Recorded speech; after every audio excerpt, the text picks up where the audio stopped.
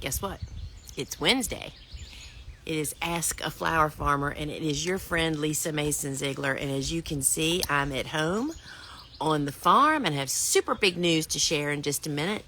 But I am at home here, sitting out in my backyard. Normally I am at the warehouse on Wednesdays, which actually I'm going there as soon as this event is over. And it's just it's unusually beautiful here in Virginia. Usually we're sweltering hot by now, but it's breezy, probably 70 some degrees. It's like we live in New England or something. So I'm not complaining, just stating that it's really, really different. So here I am out back, and today is Wednesday, so that means it is Ask a Flower Farmer. And what that means is that for the next 30 minutes, I'll do my best to answer any of your questions connected to anything about growing cut flowers. Whether you're a farmer or a gardener or cut flower business, cut flower growing, seed starting. And y'all, you know I'm screaming from the rooftop about cool flowers. It's time to really get your P's in a row. And so if you want to ask a question for me to try to answer, then the little bubble at the bottom of your screen has a question mark in it. Post your questions in there. That way I won't miss your question. Miss your question by having to scroll through all the people. So do you want to hear what my really big news is? This is so fresh. It's literally only 40 minutes old. Y'all want to know what it is? I just literally finished the book at about 11:45. I finished reviewing the last step that I am 100% responsible for, and hit the save button. I don't have to submit it until Friday, which is June 30th. But because the rest of this day is full, tomorrow is full, Friday is full, I knew I had to finish it today. So I just can't tell you, do I look relieved and a little taller maybe? That's exactly why. So it's super exciting. So the book comes out in February of 2024. And I just can't even tell y'all how great it's going to be. So the last step that I had to do was writing the captions for the images. There's 225 pictures.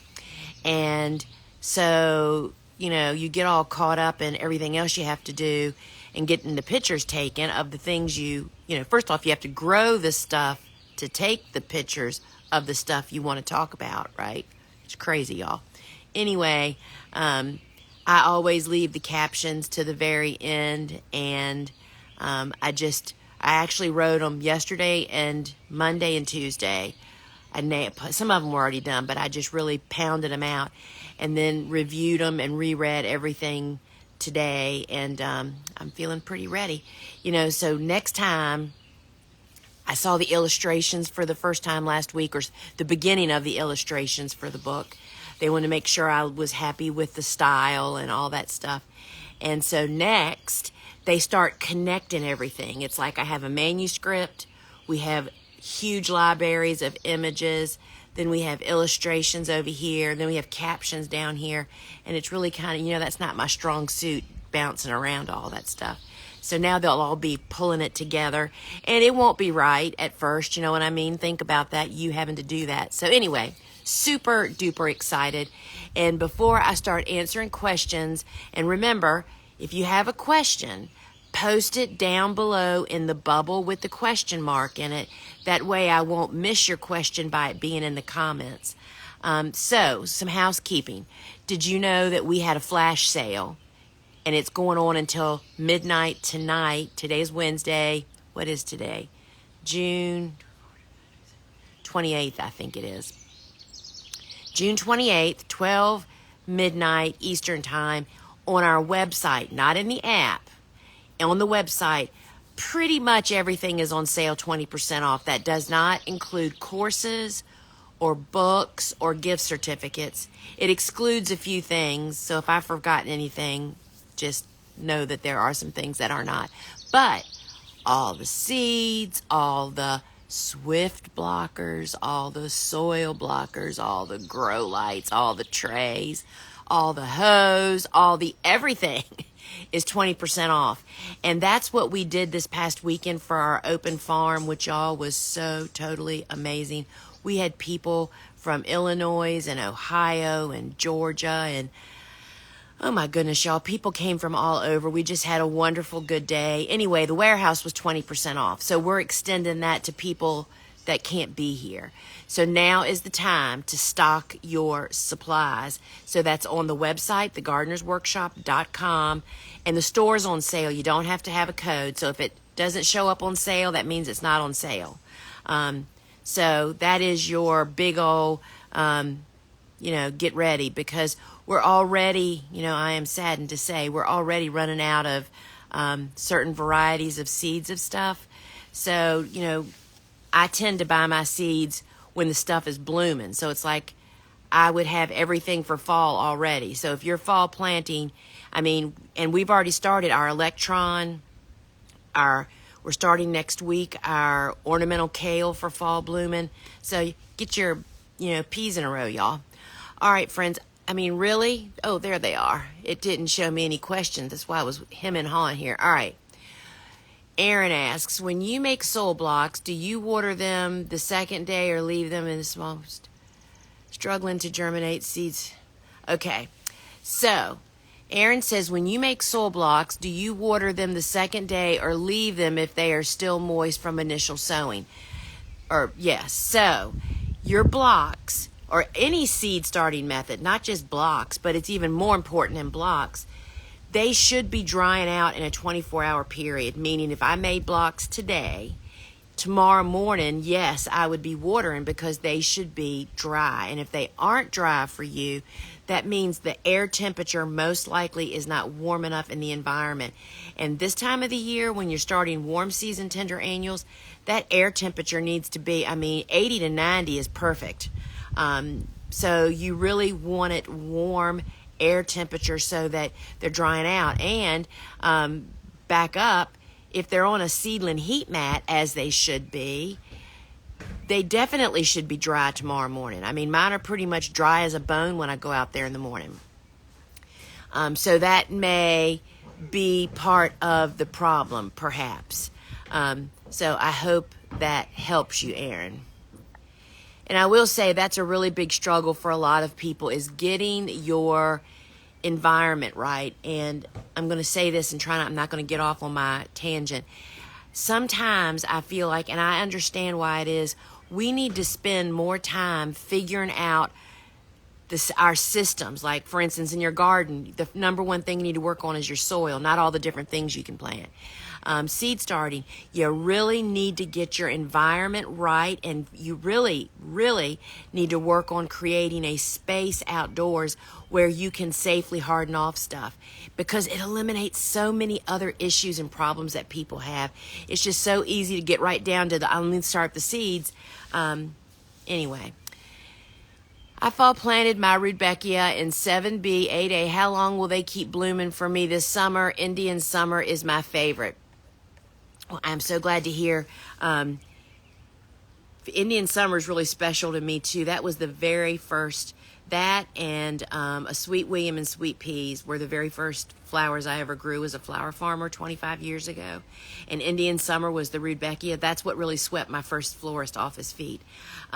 So how long they bloom totally depends on your skill as a grower, meaning are you going to keep cutting it? Are you cutting it? And then what your weather is and what the pest situation is like.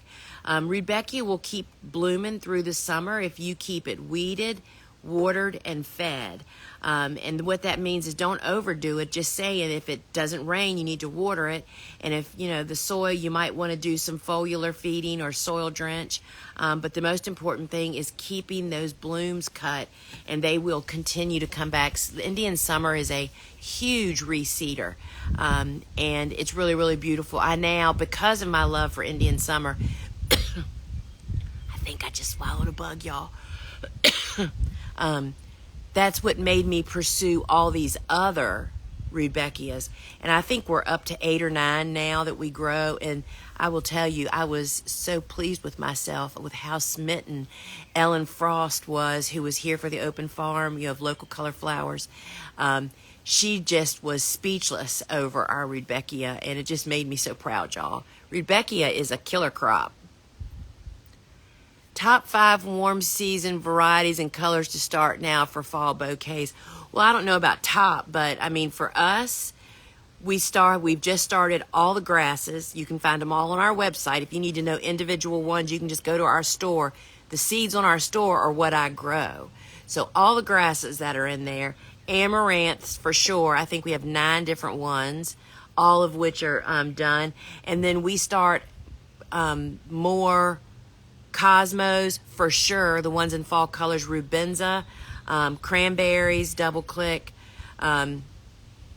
zinnias in fall colors, and the red, orange, and yellow, being those southwestern colors.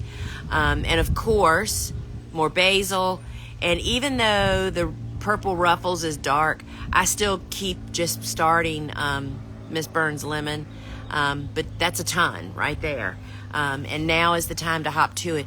That was one of the beds here for the open farm, is a bed of all the grasses, and then it has basils. I mean, it's like a bed of fillers, and it was so perfect and beautiful for the tour. And it's really, really beautiful. And I would be planting all those things again. And just over and over. I think sometimes we think there needs to be something new. People are just looking for good, consistent quality and consistency. And just doing a little bit of a change up really gives you a lot of diversity. I cut my sunflowers when I'm supposed to, but after a day... I cut my sunflowers when I'm supposed to, but after a day, it seems like the necks start to bend. What should I do? Well, that can be from several different reasons. What variety are you growing? What stage did you cut them in? And what color are they? We know that it doesn't matter what variety, all the specialty colors, whites, chocolates, and bicolors in all varieties have soft necks. That's just the way it is. And we put quick dip, about 2 tablespoons, which is a hydrator, into the harvest bucket, so that first drink they really get well hydrated. The other thing is, did you strip it properly? We only leave 1 leaf on at the very top of the bloom or the stem. We strip everything else off. So those would be the things that I would look at. And worst case scenario, it could be powdery mildew, which sunflowers are predisposed to, that make them just melt down in the vase. You ought to search that, powdery mildew in sunflowers, and see what it looks like. If you notice a couple of aphids on flowers that you've already cut, do you throw out the flowers or do you squash the bugs and use them? So, yeah, I mean, a closer examination will really give you a clear picture, I guess is what I'm trying to say. I'm sitting down instead of standing up, and I am messing with this tripod. I'm sorry. My legs are. So if you really examine it and there's no others, no problem at all. And you know what a great way to get aphids off is just the same way that I get squash bug eggs and baby any bad bug larva, is to I take packing tape and wrap it inside out on my hand and just stick it. It's just like a dog roller, hair roller thing.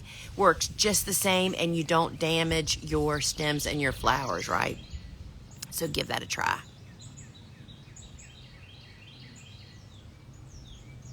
So you don't have to squash them that way and mess up your flowers.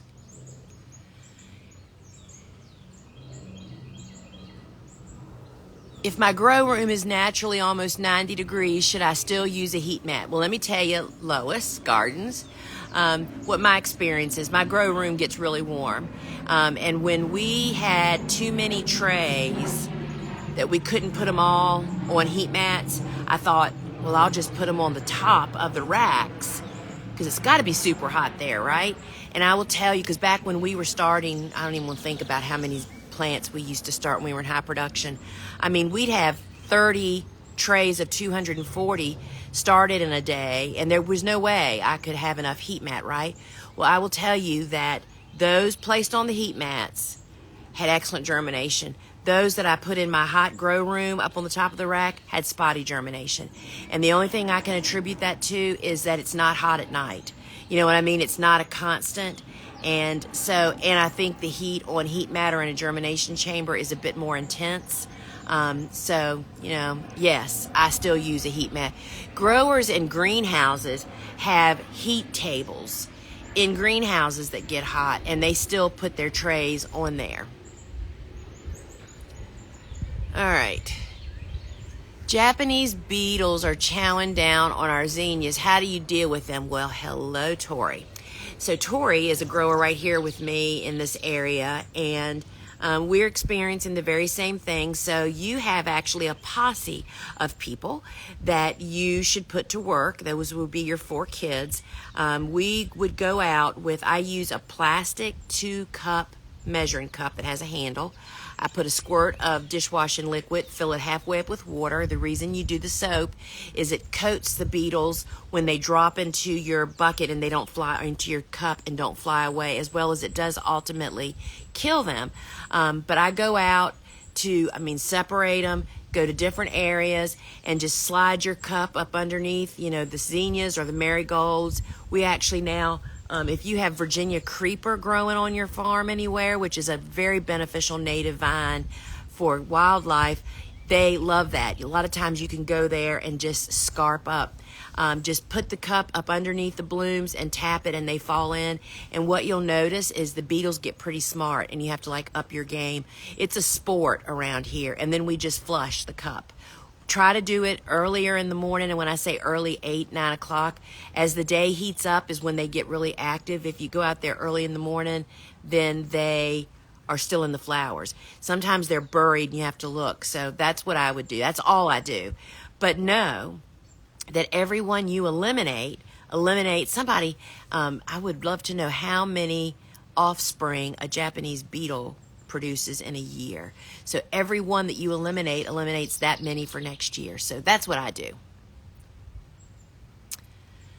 Thank you for all you do. I saw you recently started growing Gumpfrina again. Do you have any tips on harvesting? I wasn't sure how much of the side leaves and smaller leaves I should take off. Yeah, Gumpfrina and I got divorced about 10 years ago, maybe 12 years ago.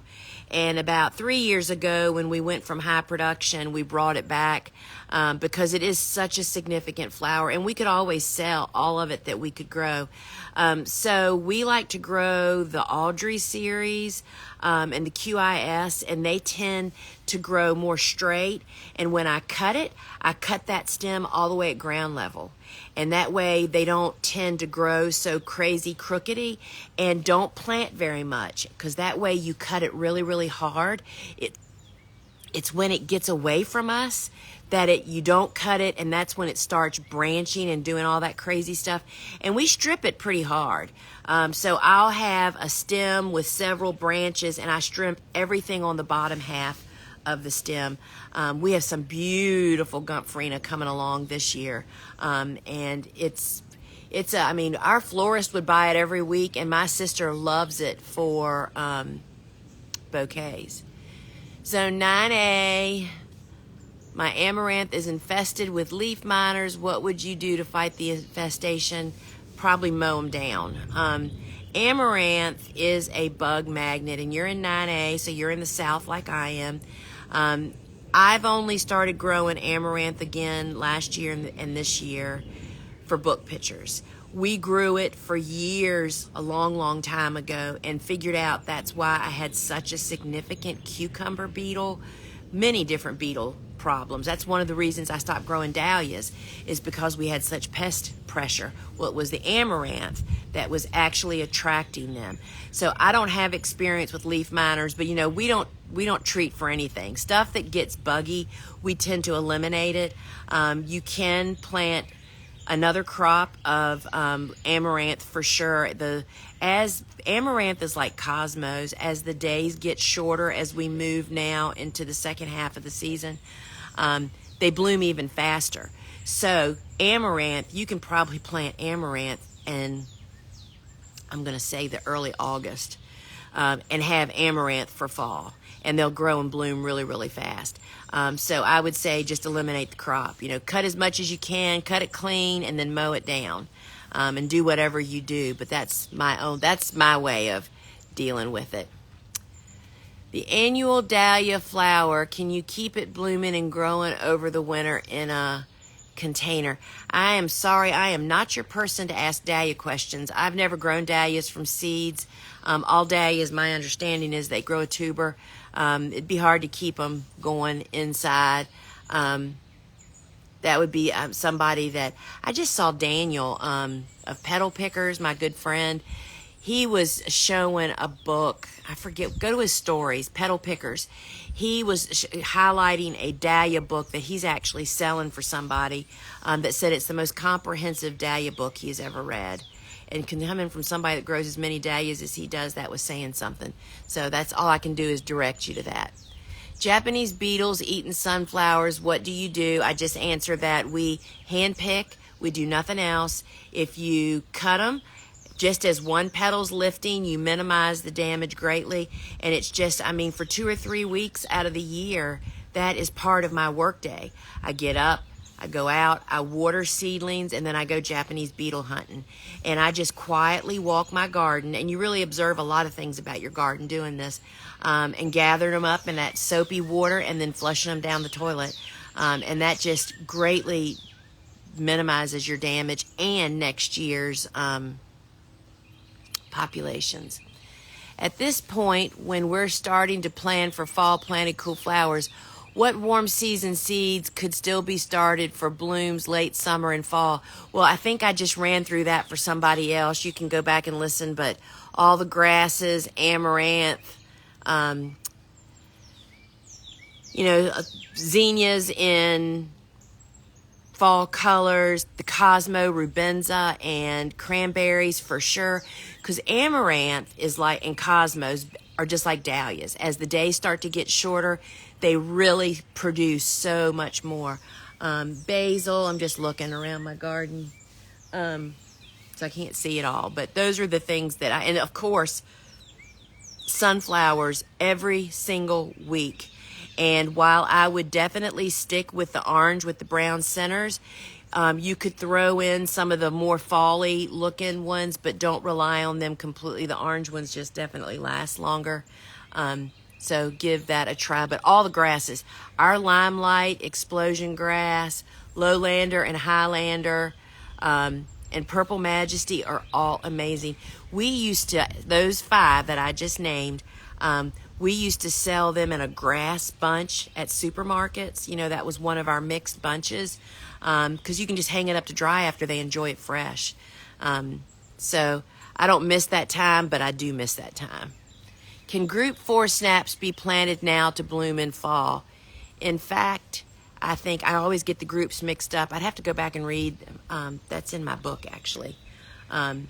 It's group 1 and 2 that you would plant for fall blooming. Group 3 and 4 is for summer blooming. And while I can get snaps to bloom in the summer, our disease and pest pressure is so unbelievable, it's not worth it to us. But I've gotten Chantilly, and I think Maryland is also a group 1 or 2. What that means is they will bloom during short days. So that's what you're kind of looking for. So, yeah, so if you start snaps, let's see, what is this? It's July. I can't even believe it. How convenient do y'all think it is that I literally finished my book today, and now the whole country's going to celebrate all weekend for me. It seems like, anyway. So this is July. So I would probably be starting those snaps, maybe not quite yet, but in a few weeks for fall blooming. And it's worth it if you can figure it out. Once you cut buckwheat at around the 30-day mark, if you aren't ready to plant in that spot just yet, what's the best thing to do to that area? Well, if you don't do something, the weeds are going to instantly inundate it. So you either need to tarp it or replant more buckwheat and let it grow again. And that's kind of what we do here, is that, or tarp it, or just thinking.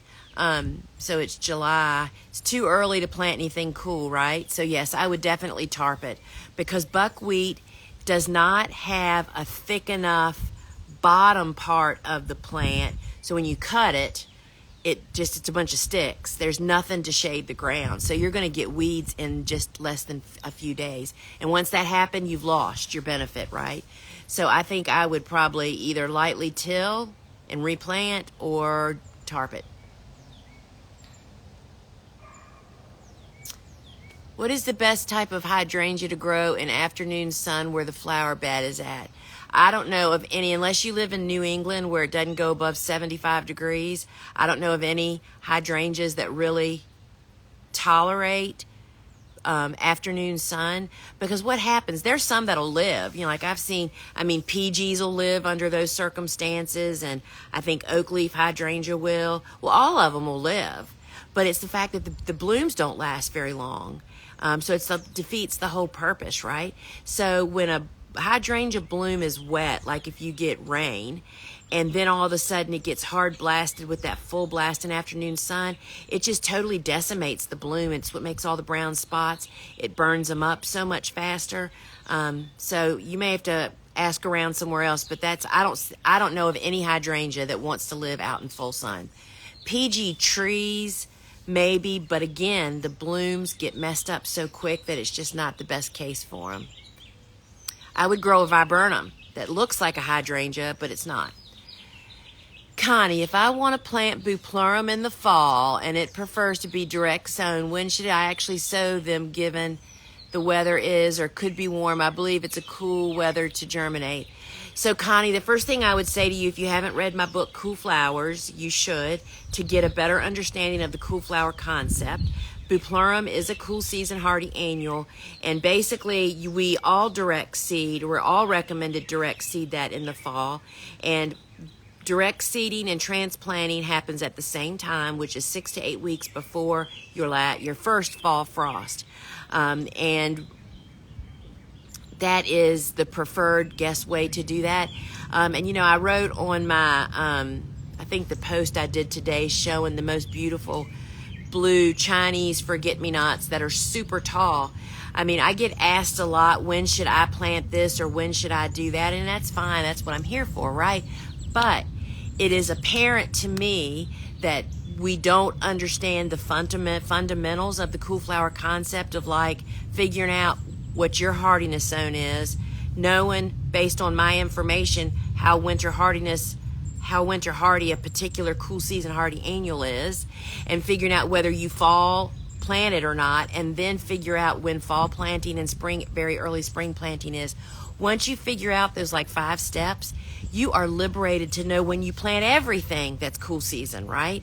And in addition to my book, there's a free video series on my blog called The Cool Season Flower Chronicles that I would recommend you take some time. You can actually just listen to it as a podcast also. You haven't got to watch the video. It's just me talking.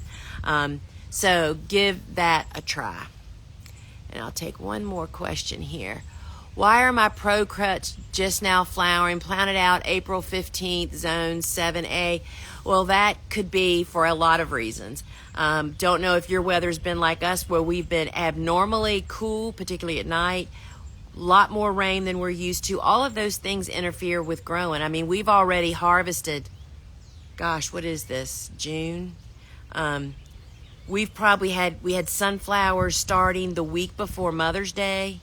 And I'm a little bit warmer than you are. I'm in 7B, 8A.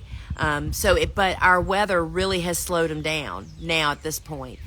So I don't know if you planted seeds or we plant transplants, and their growing conditions and your weather conditions are definitely what truly affect all of that.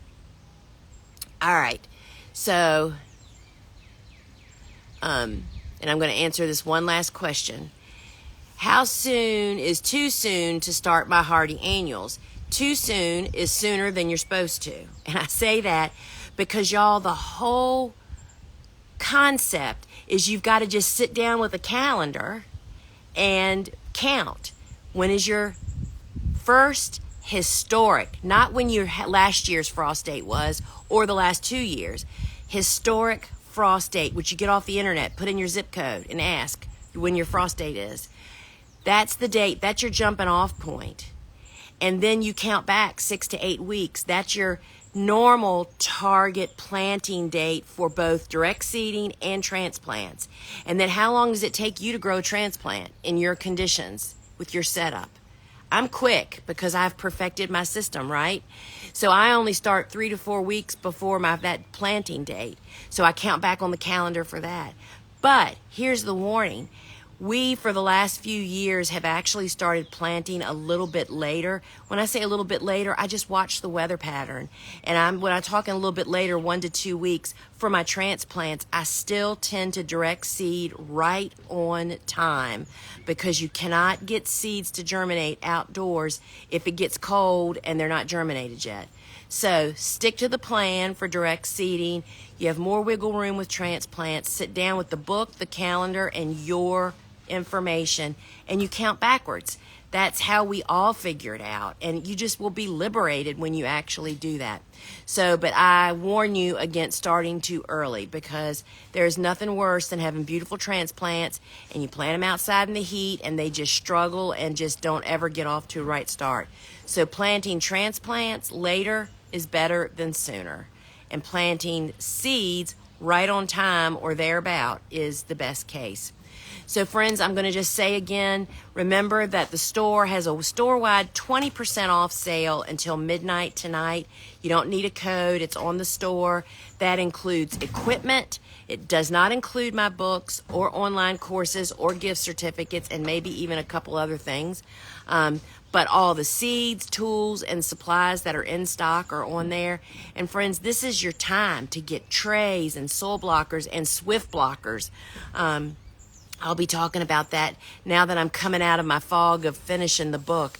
Bobo and I are really embracing the Swift Blocker. Is a commercial size soil blocker. You can find them on our website, and they save you so much time, amongst other benefits, but it's the efficiency part of it that's really significant. And now that I've got Bobo doing it, none of us like change, but once you figure out how to do it and realize how much quicker it is, it's really liberating, and particularly the bigger block for those bigger seeded things. Anyway, I got to go to the office.